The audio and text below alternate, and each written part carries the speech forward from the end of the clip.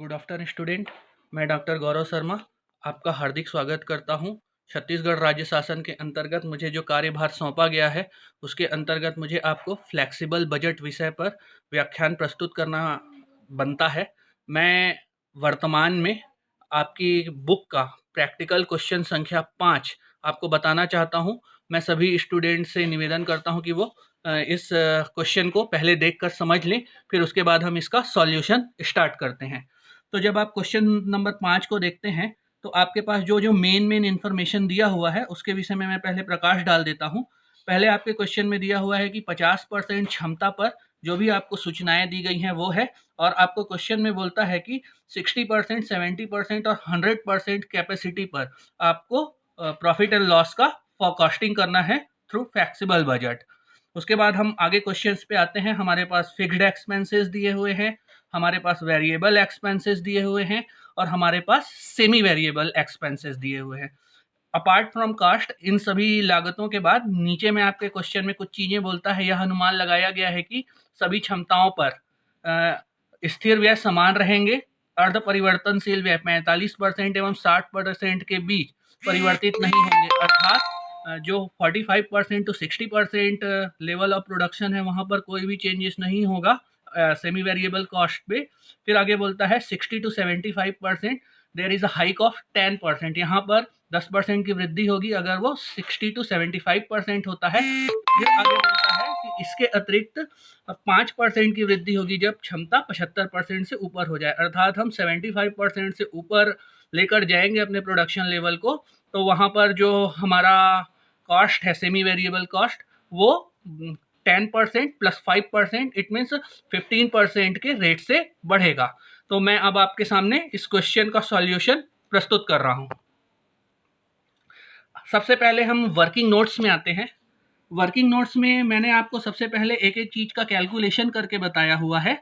यहाँ पर आप वर्किंग नोट्स में देख सकते हैं कि किस किस कैपेसिटी लेवल पर क्या क्या इफेक्ट आता है सेमी वेरिएबल कॉस्ट का। तो इसमें आपने देखा कि 45 टू 60% कोई चेंजेस नहीं है, 60 टू 75% 10% हाइक होता है, 75% से ऊपर में 5% हाइक होता है। तो इसके बाद हम धीरे धीरे आते हैं सेमी वेरिएबल कॉस्ट के आइडेंटिफिकेशन पे।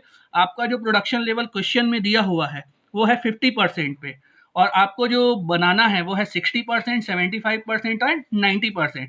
तो पहला ही क्वेश्चन में आपको बोलता है कि 45% टू 60% कोई भी चेंजेस नहीं होगा, मतलब जो आपके क्वेश्चन में दिया हुआ है सेमी वेरिएबल कॉस्ट उसी प्रोपोर्शन में रहेगा।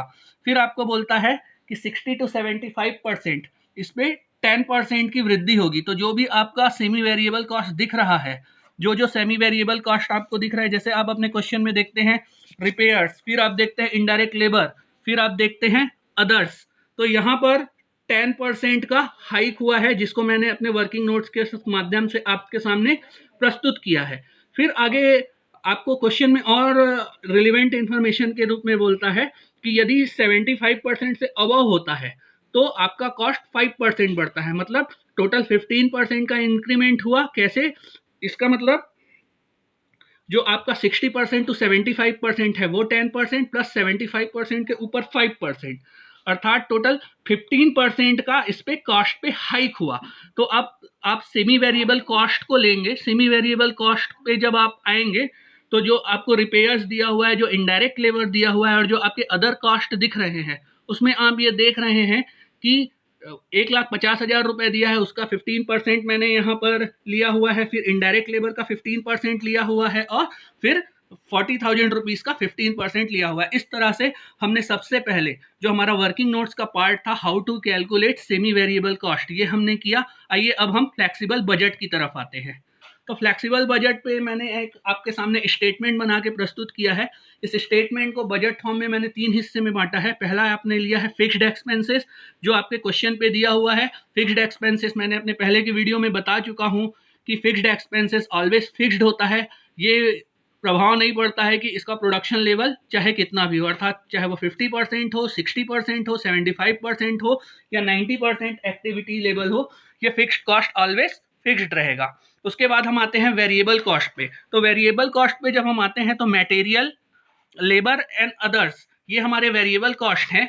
ये जो हमको क्वेश्चन में दिया हुआ है वो है हमारे 50% लेवल पर, हमको बनाना है 60%, 75% और 90% पर। तो हम बेस लेते हैं कि 2,50,000 for 50%, 2,50,000 divided by 50 into 60, 2,50,000 divided by 50 into 75, 2,50,000 divided by 50 into 90, अर्थात जो हमारा रिलेवेंट प्रोडक्शन लेवल है, जो हमारा बेस है, वो है 50%। तो हम 50% को बेस लेते हैं और जैसे जैसे जैसे जैसे हम एक्टिविटी लेवल बढ़ाते चले जाते हैं, हमारा जो वेरिएबल कॉस्ट है according to level of production वो धीरे धीरे बढ़ता जाता है। लास्ट में हमने फिक्स्ड कॉस्ट का टोटल लिया, फिर हमने वेरिएबल कॉस्ट का टोटल लिया और फिर हमने सेमी वेरिएबल कॉस्ट का टोटल लिया। इस तरह से fixed cost plus variable cost plus semi variable cost, तीनों कॉस्ट का टोटल लेने के बाद हमारे पास 10,50,000, 11,48,000, 13,29,000 और 14,93,000 रुपया हमारा टोटल कॉस्ट निकल कर आता है। एज पर क्वेश्चन आपको सेल्स वैल्यू दिया हुआ है 11,20,000, 13 लाख और 17 लाख। तो जब हम सेल्स में से टोटल कॉस्ट को घटा देते हैं तो बैलेंसिंग आता है, तो वो होता है प्रॉफिट। अपोजिट फिगर आता है, it means cost is greater than sale, तो वो हो जाता है लॉस। तो इस तरह से हमने इस क्वेश्चन में देखा कि किस प्रकार से फ्लेक्सिबल बजट अलग अलग लेवल ऑफ प्रोडक्शन या डिफरेंट लेवल ऑफ प्रोडक्शंस पे कैसे हमने प्रॉफिट निकाला, कैसे हमने लॉस निकाला। अर्थात ये बताता है कि अगर हम प्रोडक्शन लेवल को वेरी करते जाते हैं, घटाते हैं, बढ़ाते हैं, तो उस स्थिति में हमारा प्रॉफिट एंड लॉस क्रमशः घटता या बढ़ता रहता है। Thank you.